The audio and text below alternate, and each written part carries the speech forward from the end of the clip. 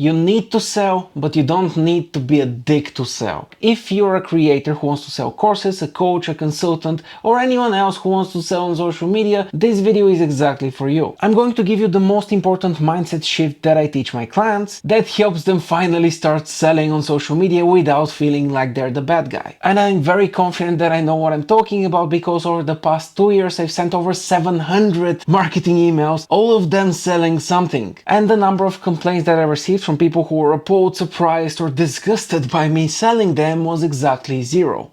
My name is Jordan Parker and I run Creator Income, my newsletter in which I help creators make their own income because I don't believe social media is exactly fair when it comes to paying them. If you'd like to join, you can find the link below, but in any case, let's get to the main thing. So the first part of this is sales is normal. You need to normalize the idea of sales. Why? Because if you want to make money, if anyone wants to make money, there's only two ways you can do that. The first way is you can be a government. You can print your own money and you can have as much of it as you want. Although you'll be heavily pressured by other governments and world regulations and a bunch of other stuff that you probably don't want to deal with. And number two is you need to sell something or someone needs to sell something. But when we look at social media, there is a shocking number of people who don't really realize that. And they might think that by using tools like ad revenue or sponsors, they're escaping sales, so to speak. But that's hardly the case. Because with ad revenue, you're literally selling the attention that you get from your audience to advertisers who want to sell goods or services. And if you're working with sponsors, then you're selling the trust you have with your audience. And that's because you're personally recommending the thing to companies who sell your audience their own products or services. So sales will happen no matter what you do. The big question is, why are you not making the sales yourself? And why would you make the sales yourself? Simply because it pays better. If a company that's running ads or sponsorships through you sells, then they're going to take the majority of the profit home instead of giving it to you because of course they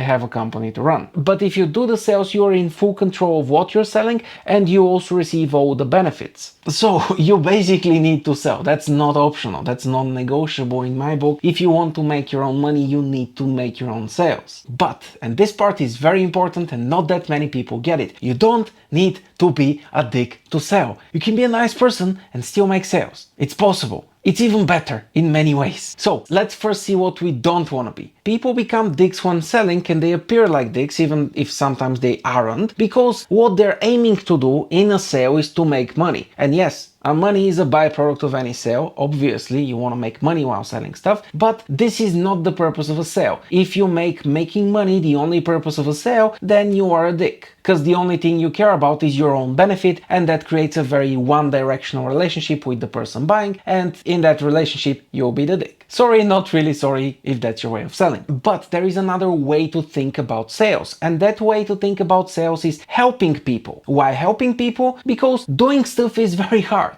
Just think about your New Year's resolutions. Are they kind of shaky already? Did you do everything you set out to do at the start of the year? Or did you have a bunch of things that you wanted to do but you kind of didn't get the time to, you weren't that consistent, and so on and so forth? I bet you can relate with that. And your audience can relate with that as well. So how does sales come into the picture? Well, it's pretty simple. If you pay money for something, you're more likely to use it, because investing makes us commit more because we traded more of what we own for it. And people are risk averse, we don't like losing stuff. So when we pay for something, we fear not using it, and that makes us want to use it more. So what happens is that people invest more time and effort in things they pay for. In other words, when people invest in your products or services, they put more attention to them, they do more work, and they get better results. So that means that realistically, with some products, you can help people get their dream career, get their dream relationship, get their dream business. It all becomes easier and more possible when you ask for money. So what you do in sales is you focus on that aspect. You make sure the other person can factually win from buying your stuff. And if they can't win from buying your stuff, you don't sell them. But if you sell only to people who need your stuff, you'll hit a very big problem. Your sales numbers will be far lower. You'll sell 20-30% of what you could actually sell if you just sell to anything that moves. And I argue that's actually good. One, because it lets you focus on the current customers you have. A smaller customer base usually means you can serve it better. Two, because all of your customers can trust you that you are helping them because you helped every other one of your customers, and they tend to refer you more people, they tend to trust you more, and so on. And three, which is the most important part in the the economical equation is customers simply stay with you longer. So you sell fewer units, which allows you to serve people better, and they stay longer with you because you serve them better and you actually care. The final result, I argue, is that you can make exactly as much money to any idiot selling out, and you can even make more money because you have a wildly committed group of fans who will do anything for you because they know and trust you and they know that you care for them and you're not just one of the many assholes on the internet. So stop focusing on the number of sales, focus on how much you help people and for how long you can help people. Optimize those two things and sales will start happening naturally and all of the sales tension will be gone. And by the way, if all of this sounds good, join Creator Income. It is my newsletter. I teach exactly that kind of stuff there and I go in depth in many other topics. And I also even sell you a bunch of useful things that can help you do it even better. Wild, I know. But yeah, I hope that was helpful and I'll see you in the next one. Ciao.